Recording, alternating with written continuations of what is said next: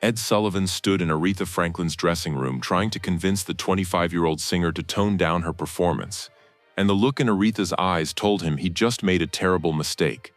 It was March 1967, and Aretha Franklin was scheduled to perform her new hit Respect on the Ed Sullivan Show in exactly 45 minutes.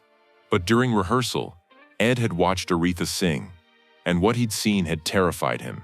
Aretha hadn't just sung the song, she'd transformed it into a gospel revival, a spiritual experience, a display of raw power and emotion that was too intense, too black, too church for white Sunday evening television. "Aretha," Ed said carefully, "your voice is incredible, but during the actual broadcast, I need you to keep it more controlled, more polished, less gospel. This is a pop song on a variety show, not a church service."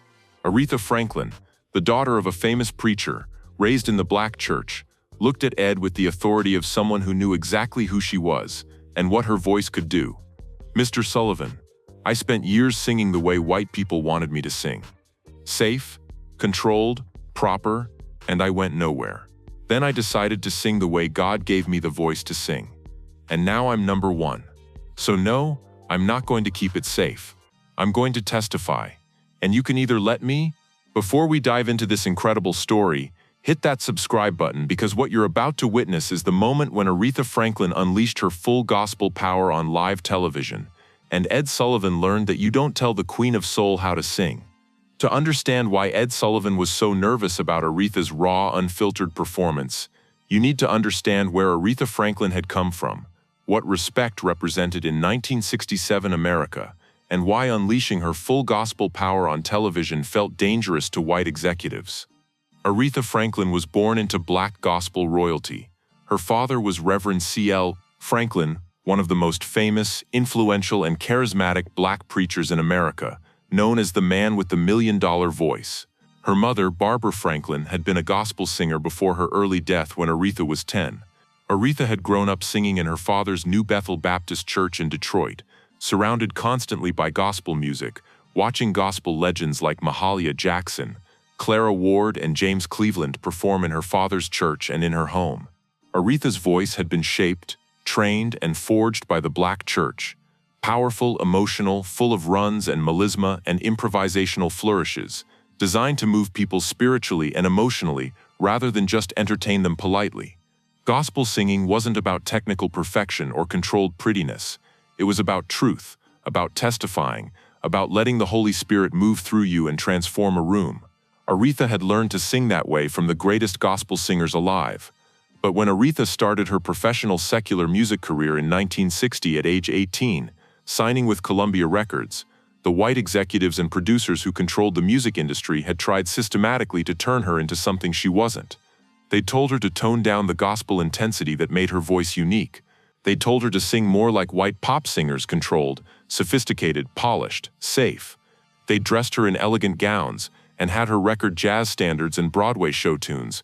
They tried to make Aretha Franklin into a black Barbra Streisand, refined, acceptable, non-threatening to white audiences. For 6 long, frustrating years from 1960 to 1966, Aretha had tried to sing the way the white music industry wanted her to sing. She'd recorded 9 albums for Columbia, trying different styles, different producers, different approaches, and for 6 years, she'd been moderately successful, but never achieved breakthrough. She'd had some minor hits, some critical acclaim, but nothing that matched the extraordinary talent everyone knew she possessed. Aretha was dying artistically, being slowly suffocated by the industry's demand that she suppress what made her voice special.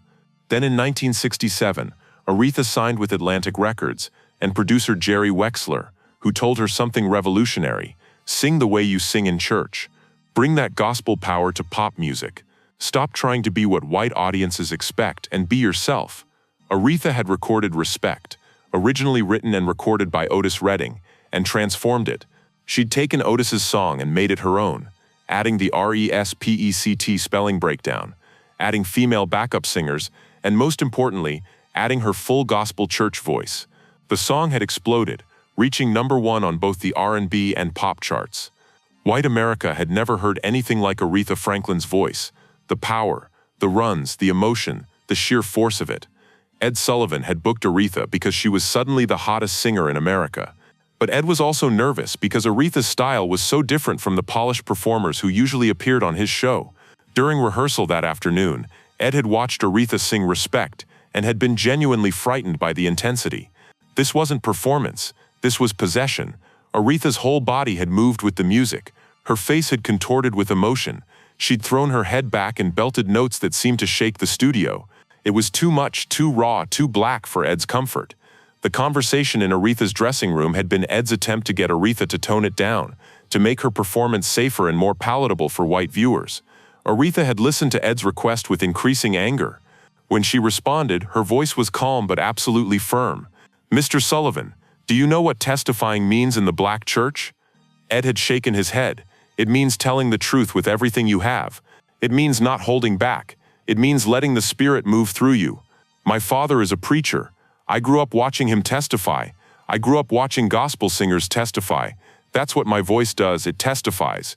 And you're asking me to stop testifying, to hold back, to sing like white people want me to sing. Aretha, I'm not asking you to change who you are. Yes, you are. You're asking me to be safe, and black women don't have the luxury of being safe. We have to be powerful.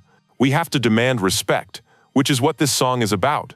Do you understand what this song means? It's not just about a woman asking her man to respect her. It's about black people demanding respect from white America. It's about women demanding respect from men. And you want me to sing it safely?" Ed had felt the conversation slipping away from him. "I'm just concerned it might be too intense for television audiences." Aretha had stood up. "Then maybe television audiences need to be uncomfortable. Maybe they need to hear what a black woman sounds like when she's not trying to make them comfortable. I'm doing this song my way, the way I did it on the record that went #1. You can put me on your show or you can cancel me, but I'm not changing." Ed had made his decision. "Fine, do it your way." March 19, 1967, 8:15 p.m. Eastern Time. Aretha Franklin was introduced to 50 million viewers and walked onto the Ed Sullivan Show stage wearing an elegant but relatively simple dress, looking composed, professional, and deceptively understated. The studio audience, predominantly white, middle-class Sunday evening families, applauded politely and waited for what they assumed would be a nice pop song performance. Then Aretha Franklin began singing Respect, and within 30 seconds everything Ed Sullivan had feared and tried to prevent was happening in spectacular fashion. Aretha wasn't performing a song. She wasn't delivering entertainment. She was testifying. She was preaching. She was bringing the full force of the black church to network television on Sunday evening. Her voice started controlled, almost deceptively gentle in the first verse, drawing listeners in with apparent restraint. Then the song began building, and Aretha's voice built with it. Her whole body began moving with the music, not in a calculated, choreographed way, but in the spontaneous physical response of someone channeling something bigger than themselves. Her face showed pure, unfiltered emotion. Her hands gestured as if conducting the Holy Spirit itself. When Aretha hit the chorus, "Respect, find out what it means to me," she belted it with such raw power, such uncompromising force that people in the studio audience audibly gasped. This wasn't the polished, controlled singing they were accustomed to hearing on television. This was something primal and powerful, and completely unfiltered. This was church brought to primetime television. This was gospel unleashed without apology or restraint. The backup singers responded to Aretha's call like they were in a Baptist revival service, rather than a CBS studio. The band played like they were backing a sermon rather than a pop song. And Aretha sang like she was testifying before God, her father, her ancestors, and 50 million Americans simultaneously. The song's message, a black woman demanding respect from the world, resonated with multiple overlapping movements in 1967 America. The civil rights movement heard a black woman demanding dignity. The emerging women's movement heard a woman refusing to accept second-class treatment. Young people heard defiance of old authority. Everyone heard power. Ed Sullivan watched from the wings, his initial fear transforming into genuine awe. This wasn't just good television. This was transcendent. This was something American television had genuinely never seen before, a black woman bringing her full cultural power to mainstream media without dilution or compromise. When Aretha hit the final note of the song, holding it longer and stronger and louder than seemed humanly possible, her voice filling every corner of the studio, the audience erupted in a standing ovation. Not polite applause, screaming, people crying, white suburban families on their feet applauding a black woman's display of raw power. They'd witnessed something extraordinary, something that had broken through decades of cultural conditioning about how black performers should present themselves on television. The performance became legendary within days. Television critics called it one of the greatest live performances in TV history. Music critics recognized it as a watershed moment when the black church's musical power broke through into mainstream consciousness. The civil rights movement adopted "Respect" as an unofficial anthem. The women's movement did the same.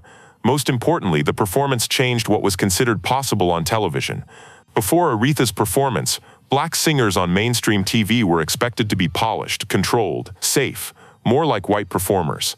After Aretha testified on the Ed Sullivan Show, other black artists felt permission to bring their full cultural power to television.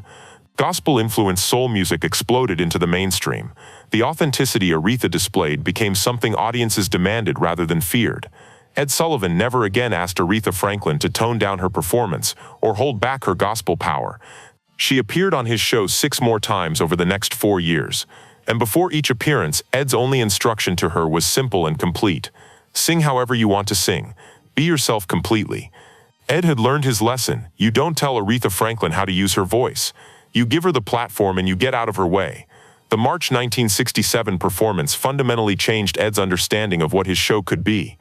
Before Aretha, Ed had often tried to make black performers more palatable to white audiences, asking them to tone down cultural elements that made white viewers uncomfortable. After watching what happened when Aretha brought her full authentic self to his stage, Ed began actively encouraging black performers to be themselves without compromise. Aretha Franklin died in August 2018 at age 76. But before her death, she spoke frequently about that 1967 Ed Sullivan Show performance and what it represented. In a 2014 interview, Aretha said, "Ed Sullivan wanted me to be safe. He wanted me to sing like white people expected black singers to sing. Polished, controlled, not too intense. But I'd spent 6 years at Columbia Records trying to sing that way, trying to be what white executives wanted me to be. And those were the worst 6 years of my career. I wasn't being myself. I wasn't using the voice God gave me. So when I finally got to Atlantic and Jerry Wexler told me to sing like I sing in church, I decided I would never compromise again. When Ed asked me to hold back, I told him no. I was going to testify. And that decision changed everything for me." The performance is now studied in music history and African American studies courses as a pivotal moment when black cultural expression broke through into mainstream American consciousness without dilution. Before Aretha's Respect performance, the expectation was that black artists would adapt themselves to white cultural norms to succeed in mainstream media. After Aretha showed that bringing her full gospel power actually made the performance more powerful and more successful, that expectation began to crumble. Young black artists watching that 1967 performance saw something revolutionary. A black woman refusing to diminish herself, bringing the full power of black church tradition to white television, and being celebrated rather than punished for it. It gave permission to an entire generation of artists to be authentically themselves. The performance also marked a crucial moment in the evolution of soul music. Before Aretha, soul was emerging but still relatively tentative about how much gospel influence to include. After Aretha demonstrated that audiences responded powerfully to unfiltered gospel-influenced soul, the floodgates opened. Artists like James Brown, Gladys Knight, Curtis Mayfield, and countless others felt empowered to bring more gospel elements into their music. If this story moved you, hit that subscribe button. Aretha Franklin refused to tone down her gospel power, and her performance of Respect on Ed Sullivan changed what was possible on television. Share your story in the comments below.